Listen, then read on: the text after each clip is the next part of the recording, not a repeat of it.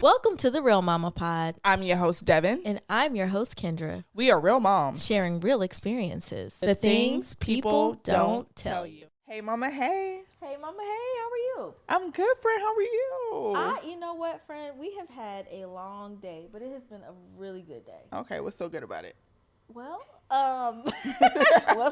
so we actually had our first live show today. Yes, we did. Shout out to our SC Media Group family for putting it on because it was on, honey. It was on and popping. It was on. Like, we had a really, really good day. I want to shout out all the mamas, aunties, the community who came out because it was really all about them.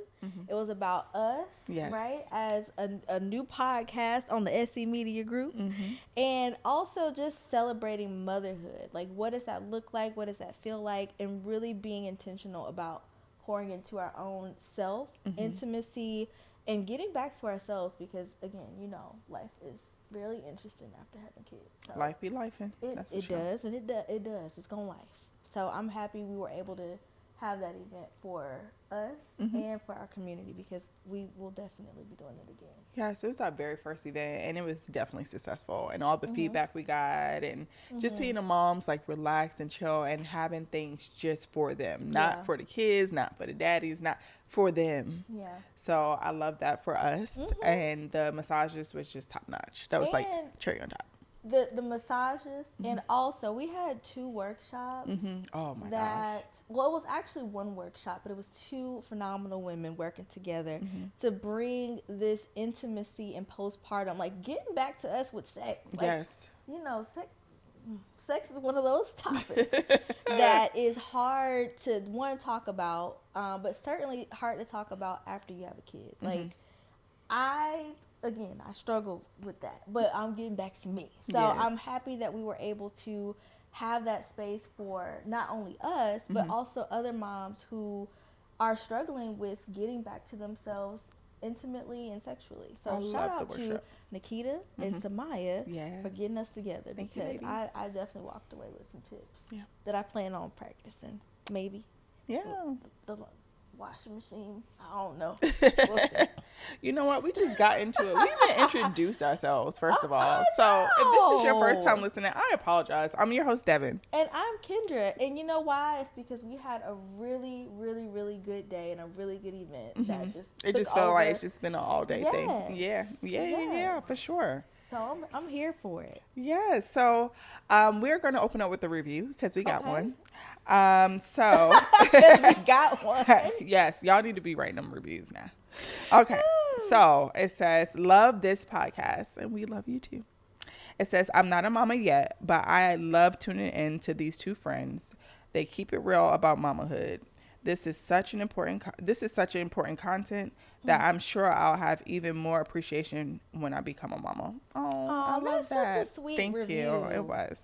We love you and we see you. Yeah. So, as you guys can see, we have a beautiful guest here. Okay. Isn't she gorgeous? Oh my gosh, she is drop dead gorgeous, honey.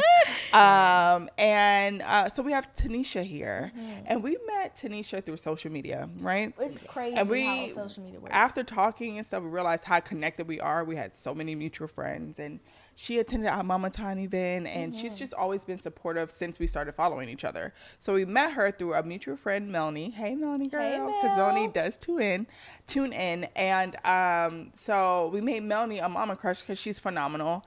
And that's how we met Tanisha. And since then, it's been like we've been supporting each other. You know, they say the best people that support you are people you don't know.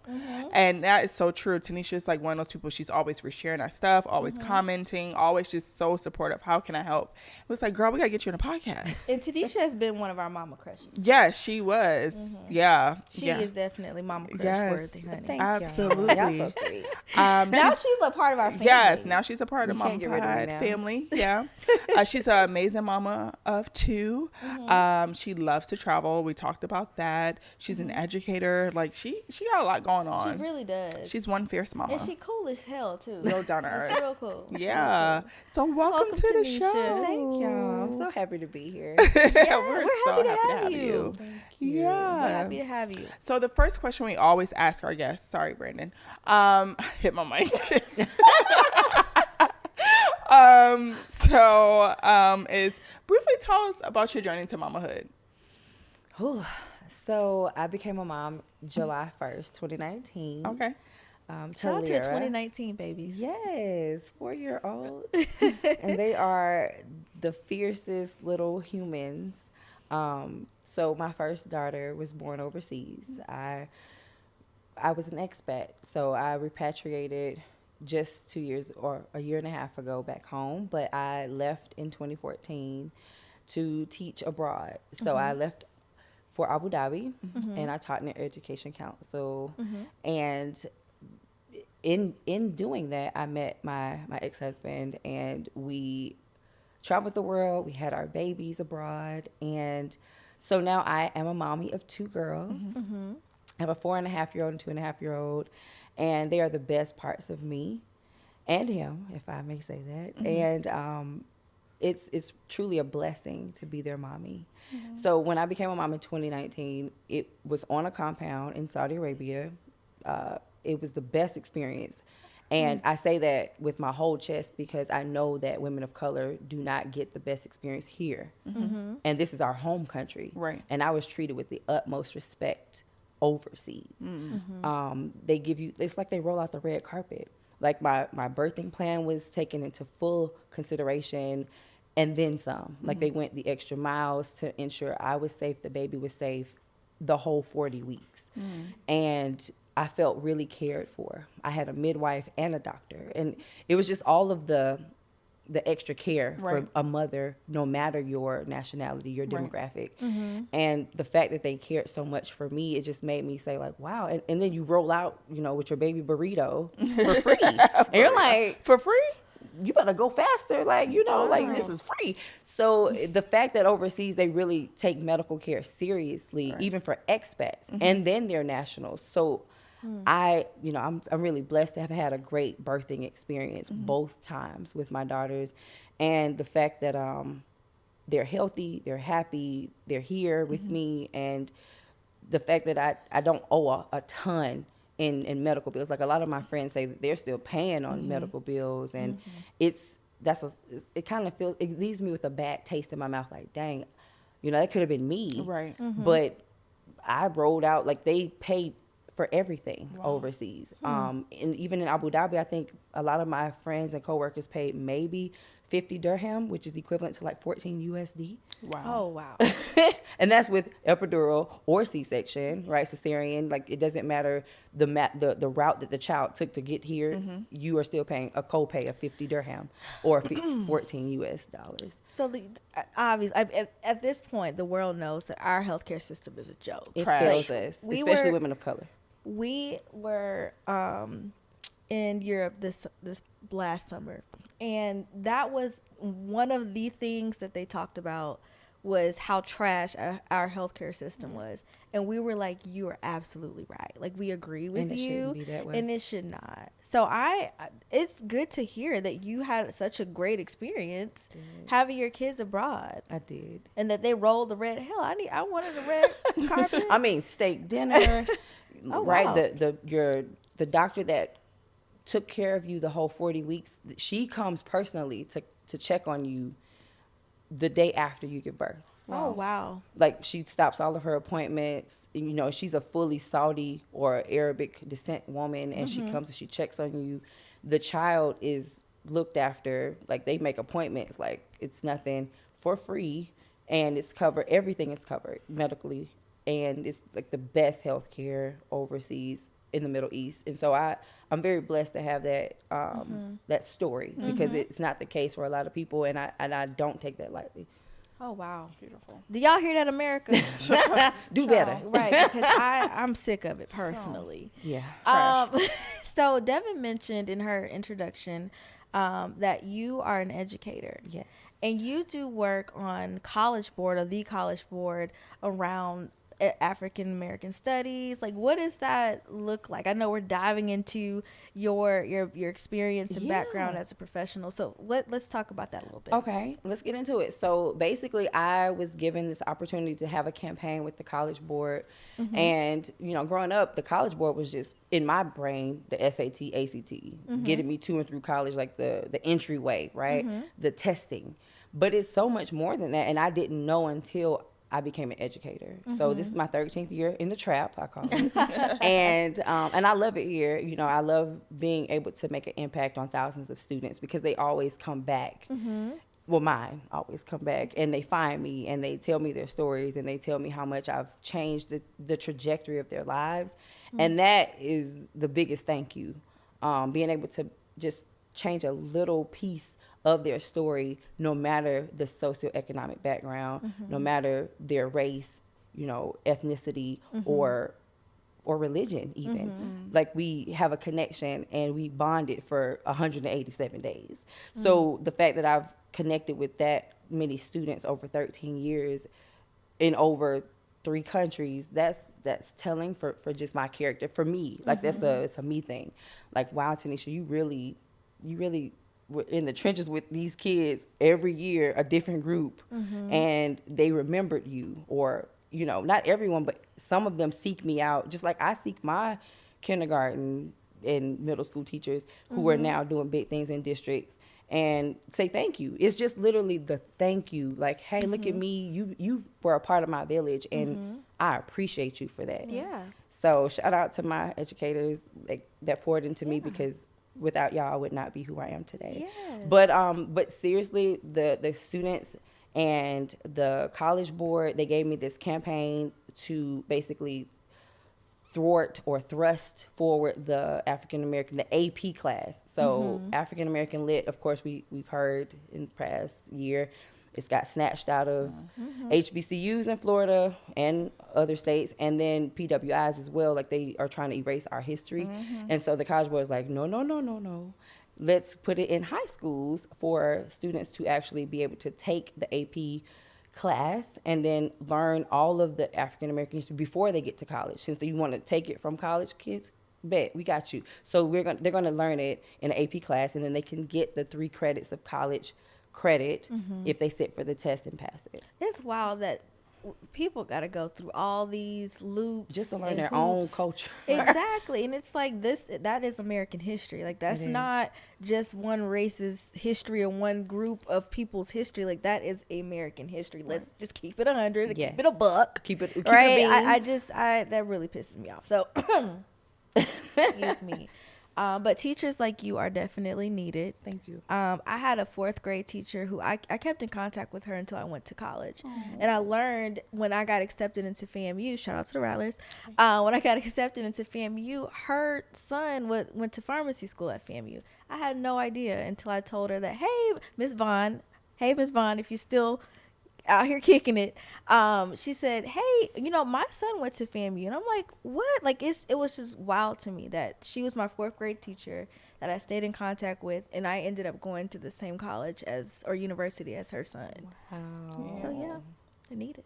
So, like, speaking of being like an educator, right, you have to exhaust so much energy with other people's kids. You have to come home and be mommy to your babies. Like, how do you figure that out? Like, what do you do? Like, let me know, because I have so ghetto. much. It's real ghetto.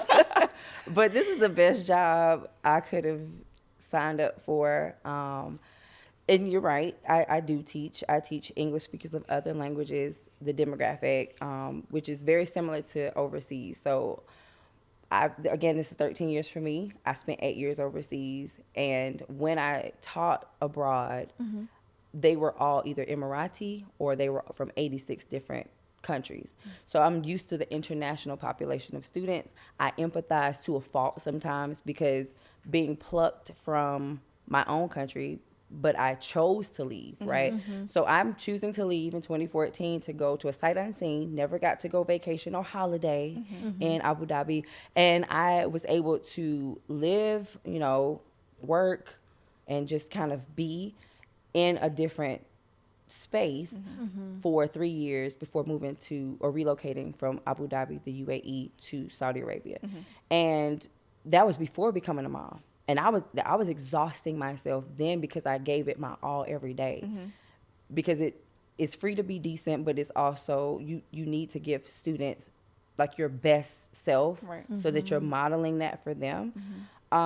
So with that, when I became a mom, I was overseas, and the whole community rallied behind me. It was kind of overwhelming to become a mom and a teacher at the same, like simultaneously. Like I became a rebirthed teacher.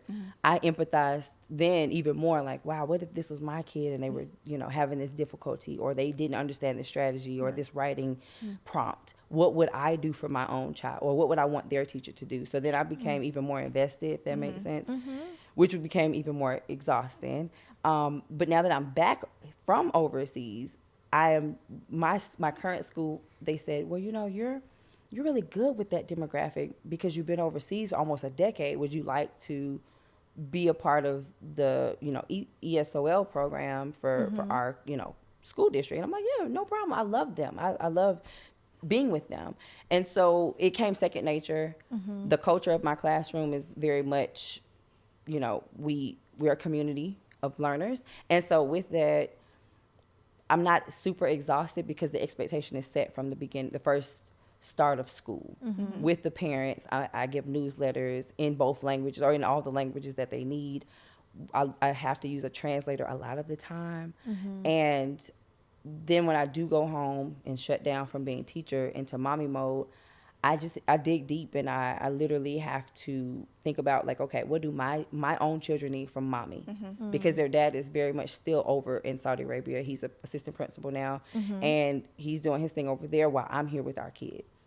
So with that, it's like, okay, I have to hunker down and just dig deep every day, on top of being in grad school too. So You go, do all girl. the things. Girl. You're doing all the things. All the things. Being in grad school plus having kids, like, I had my son while I was in grad school, and I had to finish school with a newborn baby, which was not easy. I bet. So I couldn't imagine doing it with 2 toddlers. So I'm just going ahead and shout you out. Thank Give you. you your I flowers, am. girl. May Well, 10th. I love it. So speaking of your girls, you talked about how you've poured, or how, like, what your day looks like essentially when you come home. Like, you still have to invest in them, their future, Yes. their activities, whatever they got going on. I think I remember you saying it's a something about lot. ballet or Yes, something. it's a Yeah, lot. it's a lot. It's a lot. But when you think about you being a teacher and the work that you've done internationally, the work that you're doing here, and how you pour into yourself just as a being, do you want your girls to kind of follow in the same footsteps as you, or like what are your thoughts about that? So, teaching being a teacher makes all professions possible. So I take that personally. I know that I chose the noble route, right? I didn't go after the bag, as they say these days. Like, I'm in my bag. I'm in my teacher bag, but I know I'm growing the community. I'm helping humans be decent and teaching them the right way versus the easy way is not always the right way. So with that, I know with my girls, I'm modeling. I'm their first influencer. I'm starting at home. So forget whatever is on TV. They don't even get to. They think Lingo Kids is a TV. They think Miss Rachel is TV, but I don't let them watch TV like that. I'm tricking them into learning all the time. And when they are introduced to the real world, they'll be able. Hopefully, my hope is they'll be able to distinguish the fake from the real, because mommy has always kept it real. I never give it to them, with the fluff. I'm very much, even though they're 4.5 and 2.5, I'm very much straight, no chaser. Mommy needs this, and the expectation is this, because I know the real world is very much raw. And so I'm very soft with them, but I'm also very honest. And I just want them to, I don't want them to follow my footsteps. I want them to be true to themselves. And if that means, okay, well, one will be an engineer and the other one was going to be a culinary artist, be your best self. Right. I don't push my students to college anymore. I used to when I was a new teacher and I didn't know any better, but when you know better, you do better. And everybody is not cut out for the to and through college. Some people are going to get their bag, quote unquote, being in the working industry, and they're probably going to supersede the one that goes to college. That's just the way it works, right? So every human is born lazy. And if you can just outwork the next man, it doesn't matter. Now I'm learning. It doesn't matter about the education all the time. It focuses on your work ethic and your character. Yeah. And how you treat people when no one's looking. So those are the things that I'm pouring into my babies. Now, of course, education is definitely important to me. Yeah. I mean, I'm getting my 3rd degree, but at the same time, I'm not going to just make them feel like they're less than if they don't want to go that route. Because mommy's always going to be there, right? So, and daddy, right? So it's just like, okay, you have these 2 educators as parents. The pressure's already on. Yeah. I'm without saying. And I just don't want them to ever feel like because you're a teacher's kid, you have to, because I said so. I cringe when that's the energy. Yeah. I don't ever want them to feel like they can't come to me and just be their authentic selves and then I love on them for that. Yeah. You know? So I would love if they wanted to, go into education, or I did ballet. I love the fact that my daughter loves ballet, or jazz and African, whatever the case. I'm supportive. Right. I'm allowing them to do aqua tots for swim and, upfield soccer. And you can name it. We're doing it because I want them to try it all and see what sticks. Like throwing Jell-O on the wall and seeing what sticks. And then if volleyball is her thing, I'm going to be at every game. Absolutely. With the biggest sign and screaming out their names. Like I'm for them. So if they're doing their own thing or dance to the own beat of their drum, then I'm very much dancing beside them. Yeah. Because I feel like kids should be supported in whatever that they choose, as long as it's a positive influence on the community. It's not harming them. It's not harming anybody else. They're decent humans. I'm here for it. Yeah. Love that. Oh, that's awesome. All right. So you kind of touched on your ex-husband being in a different country and you're here. You talked about being a single mom. Yes. So how does that work? Because I know some people co-parent in like the same city, and it's same terrible, state, right? Different country, time zones. What does that look like for you and your girls?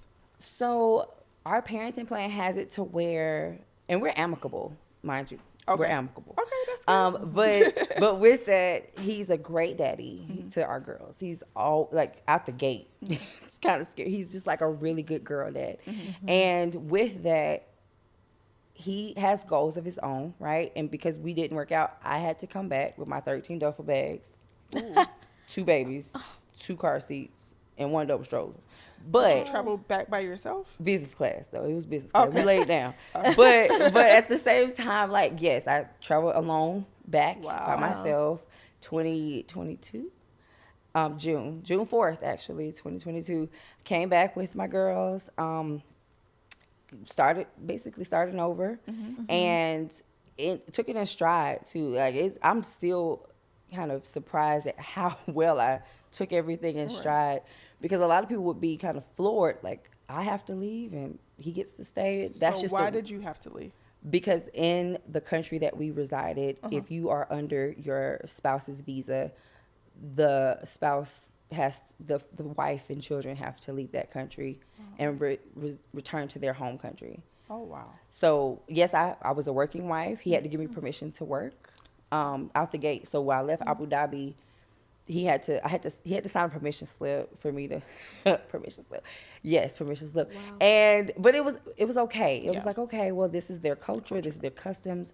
Okay, but I came in a full-time position, 6th grade. I loved my whole experience overseas. Probably that 5-year stint in Saudi was my favorite teaching experience out of my 13, to be quite honest. The students were amazing. I've never seen such a huge international community. But we lived on a very heavily secured compound where maybe 5,000 people live, expats, and it was about 86 nationalities Oh, wow. in my school. And the kids were just like best friends, and we called them third culture kids. So after 8th or 9th grade, they would go into a boarding school because we didn't have a high school on our compound. And the company that we worked for would help the parents pay for not private, but boarding school. Okay. Yes. So with that, now that he's still there, he plans to repatriate back here when our youngest is 4, going into pre-K. And so what's that, another year and a half, baby. And but he's an assistant principal there. And when he gets time off to come here quarterly, so the girls get 3 days a week to FaceTime their dad. I give him updates. I have it to where he gets pictures and video. He can watch the youngest one at the private pre-K. The 4-year-old is in the Georgia Lottery pre-K now in Cobb County, so that's a blessing. And she has a highly qualified teacher. The 3-year-old, well, almost 3-year-old, she will be matriculating into the Cobb County district after, the oldest. And so, yeah, and hopefully he'll come back and he'll matriculate into an AP position or principalship. Okay, so y'all make it work. So they see him, or y'all see him like every 3 months? Every 2 to 3 months, he is here. And when he gets here, he gets takes his the girls. babies. Yes, he loves his time. I feel like he does not even, he probably lands and he still brings dinner and comes to see them the day that he lands, and then he gets them, like he picks them up from daycare or in school the next day. Okay. So, yeah, he's very much he's always been hands-on, though. Okay. That's wow. Good. So, Tanisha, you have, we've learned a lot about you today. Like, we've learned a lot about Tanisha, and you are, one thing I admire about just you and our interaction so far, you're a very ambitious and driven person. Like, it doesn't matter what you got going on in life, you are going to make it happen for you and your girls. And I've learned that just through our conversations today. Just through this conversation, like I didn't know about you having to fly back here by yourself with 2 kids and 13 double bags. And 13, that's a lot. It was 16-hour flight, 2 car seats. Right, like that is a lot. And for you to go through all these transitions and still have yourself like together, your career, you getting degrees. Y'all, if y'all ain't been on her social media, she a whole content creator. I'm trying. Yes, you are out here doing the thing. You're not trying, you're doing. Yes, you are doing the thing. So I said all of that to ask you. That was a setup for a question. I meant all that. But and this is an and. Like, how do you take care of yourself? What do you do for you? Aside from all this work and these kids and these social media, these content like, what do you do for you? I have like 5 calendars. I'm not gonna hold you. I literally prioritize massages, hair care, mani-pedis. I'm a part of this social club, Ladies Who Golf. Shout out to Ladies Who Golf Atlanta. You golf? Girl, I'm learning. Oh, it's so cute. It's really new. cute. See, something else she doing. Right. And just tack it on, right? But so are men around this, or is it just women? Because, I heard the golfing community, the men. That's the point. That's the point. We see you, girl. You give me high five. Give me high five. We see you. But so single mamas, recently divorced, women glove. who golf, okay? So how they get into this woman who golf? Listen, Ladies Who Golf Atlanta is the movement. Okay. It's like 400 of us now, and Kiera Miles is the founder. Okay. She's amazing. She's literally like 28, 29. Like, she's not even 30, y'all. Wow. And she's a rock star. Okay. So her and Brittany Dawn are the co-founders of Ladies Who Golf. They literally just started this in like September last year. Oh, and it's already literally like a social club is mind blowing. We need to get her on the pod. You should. Yeah. Yes. Right. She's amazing. Both of them are. And mind you, they're younger. They are just, Brittany's, I think, she's been golfing since she was 6. Oh, wow. Yes. So we have her and Kiera, and they both just wanted like a place for them, or a group where they can just go golfing with people that look like them. And because I asked them, like, how did you come up with this? This is amazing. But the partnerships that they are creating, the fast paced that it's going, and the fact that I'm learning so much about golf as an adult versus in high school is mind blowing. But I do say, like, that is an outlet for me. Okay. So I take sessions of golfing. Of course, I have sorority life. I have just, I try my best to like start back yoga and Pilates, but it's a struggle because of the timing. Like the best classes that I like to go to are at 10 a.m. Yeah. I'm in the classroom during the week. So if anything, I'm trying my best to just be mindful and set aside time for myself, such as a spa day or mani-pedis, hair appointments. I try not to neglect myself when it comes to self-care because I can't pour from an empty cup. Right. And therapy. Okay. Therapy. I have been in therapy since 2019. When I became a mom, I started therapy because I was like, I want to be my best self for Lyra. She deserves a mommy that's healed from her childhood traumas. So let me embark on this journey. And I never look back. Like weekly, I look forward to dumping it all into somebody else's area because I need it off of me. And I've went from talk therapy to postpartum therapy, couples therapy. Okay. I tried it. And then and then back to now I'm with a divorce therapist. Did you know that they have a divorce therapist? I did not. No, I didn't. She specializes in helping you like mourn your marriage and help you see like all of the good that you still encompass and that they still encompass. And if you have children, it's the whole thing. It's beautiful. Wow, right. And I feel like it's helped me in the year and a half I've been back home to just heal. Yeah. And now I think I'm in a mental space where I'm ready to date. Okay. Y'all heard that? Right. The golf club, the social club. The club. And she's beautiful. Talented, educated. I mean, you can ask for more. Thank you. Woman, I appreciate that. Come on. Yes. We don't listen. Yes. We have to talk after the. We're gonna talk because I got some people in mind for you. So people in mind. Some people. Okay, so that mama who is struggling to put herself out there, because you're out there, like you're facing, no matter if it's good, bad, indifferent, you're like facing everything head on. So to that mama who's like afraid or timid because maybe she's going through a divorce or she wants to get into content creation but don't know where to start, like what do you say to her? Just keep swimming. Just keep swimming. Because if you go into your box or your shell and you don't make that post and you hold back and you have that imposter syndrome where you're like, nobody wants to hear what I have to say, right? Now, mind you, before today, I didn't say much about anything I just discussed with y'all on my platform. Right. Just because I'm like, well, I'm still a nano, influencer. Who wants to hear my story? But then when you all invited me, I'm like, well, what are the questions, right? but at the same time, I'm like, okay, well, somebody is going to hopefully be blessed by my testimony. I did it scared. I did it brave. And I do these affirmations with my daughters every morning or most mornings when Reese isn't having a tantrum. She's in the terrific 2 stage. But I'm always cupping their faces and like, you are brave. You can do hard things. You're kind, you're funny, you're smart. And then in turn, my daughters are now telling me that. So do it. When I say just keep swimming, just keep going. Still show up. Even when you're tired, just try, like put one foot in front of the other and just keep swimming, like literally. And when I say that's what I did, that's literally what I had to do. I did it scared. I had to be brave.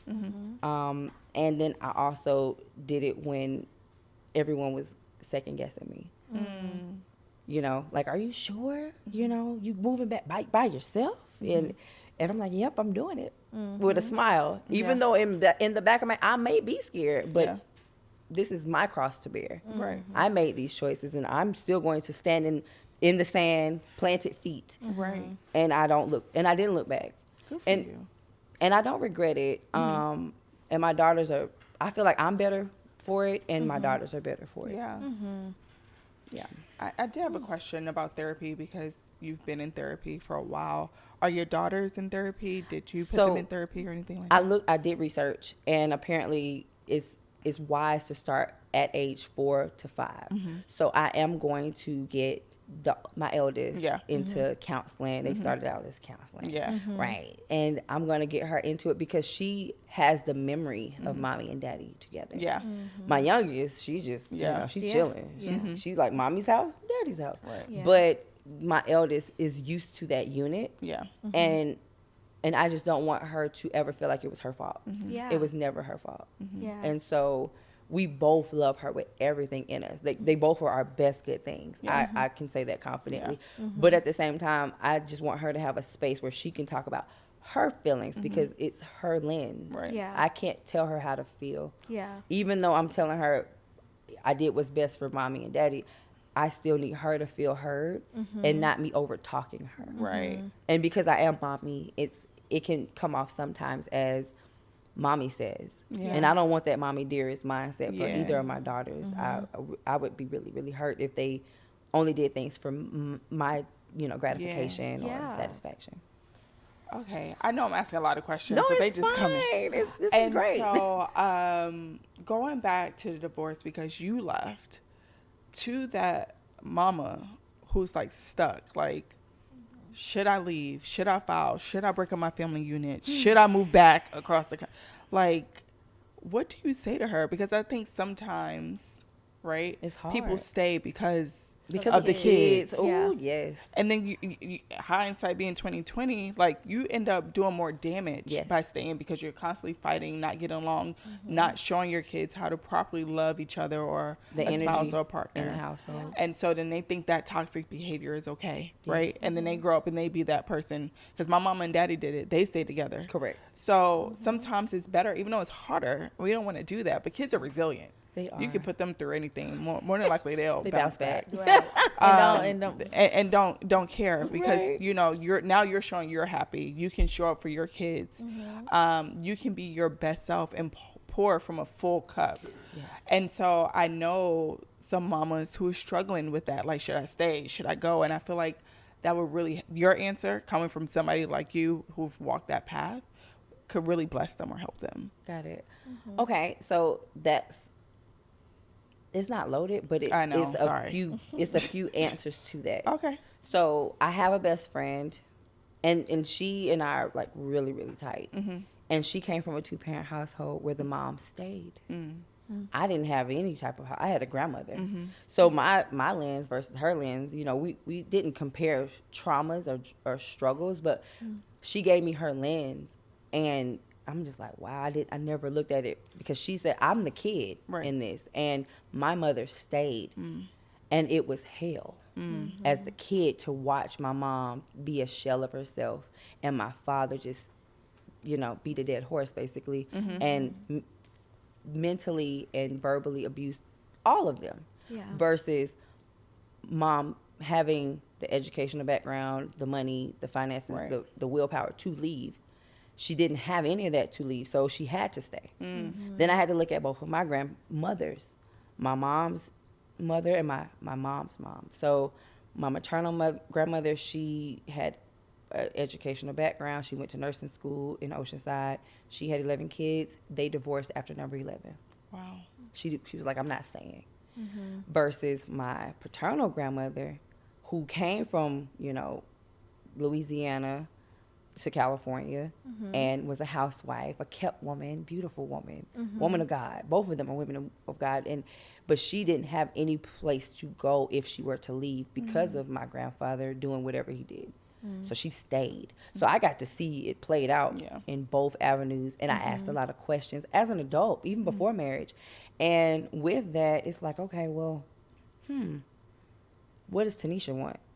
Do I want, and I started to see my daughter clinch up around anytime both parties were involved because it was just a not so happy environment anymore. And I had to look at her and look at myself in the mirror like, okay, Tanisha, you're going to have to either make some changes y'all are going to have to make some changes willingly, both together as a collective, or you're going to have to stand in the stand by yourself and make this change by yourself and take your babies with you. And so, like, it was very scary because, of course, coming from a non-traditional home setting and wanting that perfect nucleus, right?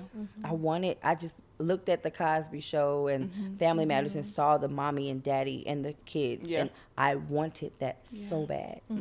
Like, I did not want anything else because I didn't have it. So, of course, divorce in my head was the last resort. So with that, it was like, okay, do you stay married or unhappily married and you just kind of look good on film and pictures and vacation, holiday, and you keep your soft life over here, or do you basically start over and you show your daughters it is possible, even though it is harder. Even though, and they can still have both parents, but they're going to get a happy mommy, not a sad mommy. And my daughters, I think that they can tell because they're like, Mommy, you're so happy. I wake up happy, and even though I'm exhausted from school and work and this and that, I'm still my happiest, best self, and I can show up for my daughters in a way that I could not 3 years ago. Because you're showing up for yourself. Because I'm showing up for me now, and it's not me putting someone before myself anymore. Right. Yeah. That was good. Thank you. Thank you for answering that. Thank you. I hope I answered it. No, you did. I think that answer will help women. A lot of moms and people in general. Yeah. Girl. That was good. That was really good. It was. Thank you. Yeah. Of course, we had to make a drink that was curated for you, honey. Yes. This is called She Got Her Own. Yeah. She know the name of her drink. She know the name of her drink, right? Because I got it. Right. We told Tanisha the name of her drink. She go, I like that. Right. I mean, but it's fitting. Yeah. You've heard the conversation, and like I shared earlier, we learned a lot about Tanisha just today, and we feel like we've known her for years. For years, right? But in our conversation, y'all know I asked Tanisha, like, what you like to drink? What you like? And she said she dabbles in a little dark, and I said, okay, girl, because y'all know I like to dabble in a lot of dark. But what Tanisha's drink has is whiskey, peach, lemon, mint, and simple syrup. So I'm going to break down the ingredients for you in case you want to make this at home, Tanisha, because you do like your cocktail. So let me read out the instructions. So she has 2 ounces of whiskey, 3/4 ounces of lemon juice, fresh lemon juice, y'all. Y'all know fresh lemons, fresh lemon juice. 1 ounce of peach schnapps, a 1/2 ounce of simple syrup, and like 7 to 8 fresh mint leaves. Delicious. It's really good. And it's not like super strong because y'all know Kendra is strong. Yeah, no, it's really it really is yummy. You can't even taste any type of nothing. Like it just tastes like a refreshing. That's the dangerous part. Yeah. That's the thing. You gotta let it sneak up on you a little bit. I'm telling, Mama-tine has lit today. Yeah. But if you are what? Unlimited mimosas? Oh, I thought you said something about they lemonade were unlimited. They were. If you are a mama to be, or you don't drink, which is fine with me, we still got you a mocktail version. You can have peach juice, lemon, mint, and you're good to go. Yeah. It's just as good. Probably just minus the whiskey. Yeah. Oh yeah. But it is a good drink. It's good. We're gonna be drinking that this summer, girl. I'm here for it. So Mama's Corner is my favorite segment. So if this is your first time listening, Mama's Corner is our opportunity to connect with our guests further, our listeners as well, because typically they write in and ask a question, and we give them advice based on our experiences. We are no experts, so if something does not work, do not blame us. But if it does work, give us our credit. But yeah, so we have a question from Mama's Corner, and it says, it says, hey mamas, hey, y'all know I love when y'all do that. So hey mamas, keep doing that. It says, I'm new to the pod and your page, loving what I'm hearing so far. Thank you. I know you all mentioned trying to practice gentle parenting. Can you all give me some tips? I feel like all I do is yell at my kids. I do want to do better. Oh, So, shout out to you wanting to do yes. better. I be Yes, wanting to when do you better know better, too. you do better. Right. Yeah, for sure. So, are you a gentle parent? I'm balanced. I'm a balanced parent. I'm a good balanced parent, but no, I really do try to be gentle. My girls are very much gentle souls.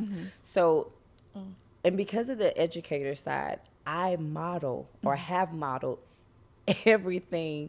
No baby talk, no goo goo gaga. It has literally been, and even like from just infancy, it's literally been, okay, now mommy's going to pour, this, and we're going to make some Play-Doh. And the kids just looking at me like, what? I have no words. But now it's like I'm modeling and they're mimicking. So that's when I know, like, my job is bigger than just me, because everything that I do, they're going to try it. Right. And that's scary and happy at the same time, right? Like, dang, I mean, I have to kind of be perfect Patty in a way. Right. But when it comes to behavioral stuff, I try my best to keep my cool and talk it through. Like, mommy's feeling a little frustrated, or I'm a little overstimulated Ooh. or touched out. No, touched out was my thing, because I was so over patting somebody to sleep and then having to rub somebody else's this and do this. And it's like, oh my God, I'm so sick of being touched or pumped on. It's just like, please. Touched or pumped. Because, like the breastfeeding era, and then yes. with a toddler, and then, oh my goodness. So it became a moment where I had to model it, so that Lyra is my oldest. So I had to model it, because when the new baby, when Reese came, she turned 2. And I had to model so that she doesn't think it was her fault that mommy's frustrated. Like, it's not your fault, but it's hard to do in the moment. Yeah. But I have to be cognizant, because I'll see her retreat or retract, like, dang, maybe it's me. And I'm like, nope, it's mommy, and I'm going to take a brain break, right? I try to do it with a smile. And so when I say balance, it's more so like, okay, I'm explaining why I'm frustrated. I'm not taking it back. Right. I'm not going to eat it. You're going to understand why this is coming out, because I expect better. I'm a little disappointed in you. So I'm talking all day. From the time I wake up, I'm with my 2 children. I drop them both off. Then I'm with other people's children from 8:45 to 4:30. Then from 4:45 until 8, I'm with my own kids. And I'm still modeling as much as I can. Like, hey, mommy needs a break. Can you do this on your own? Can you take your tablet and do this, exercise or whatever? And when I say balance, I'm literally trying to model, like, we're human, and you might need a minute, and that's okay, and mommy's going to give you that minute. Yeah. So now my 4-year-old is like, to her sister, I need a minute, instead of leave me alone. So I respect that. So now I'm like, oh, you need a minute. Okay, well, Reese, come on, let's go give Lyra a minute. She needs a brain break, because she's been learning all day too. She's tired too. Yeah. Okay, sis, we got you. So, and then Reese, mommy, I need a minute. And she's 2.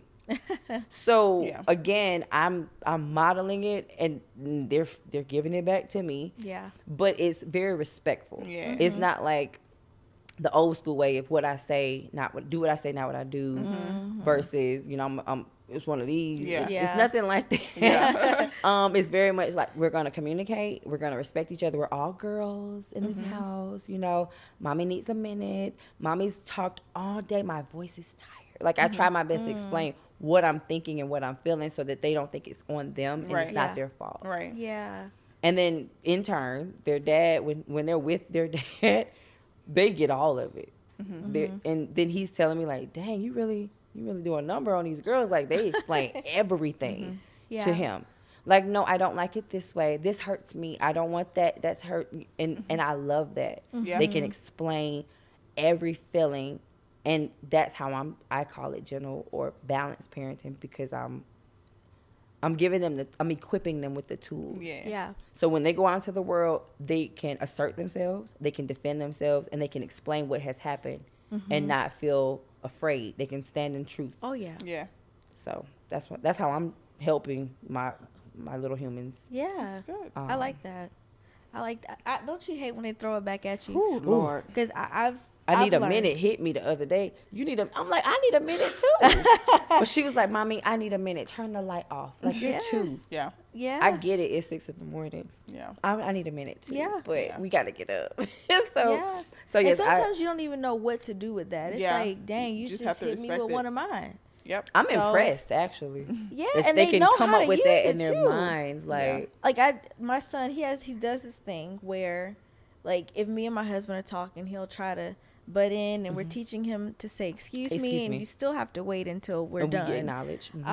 But if he is talking to someone, he'll look at us like, excuse me, Like, you need to say excuse and like me. he'll say, and sometimes I'll say, well, mommy's talking, and now he's saying Eli's talking, Oh. like, and I'm like, well, Did you just? but you are talking, so you know Yeah. what? You're right. What can I do with Okay, that? son. Right. What can I do with that? Respect right? I it. gotta respect you because you gonna respect me, right? So, well, That's when they hit you, that's balance. That's balance though, because Yes. now it's not like they're running over us. I feel like a lot of the gentle situations is like you're just kind of like letting it go, letting it fly off the handle.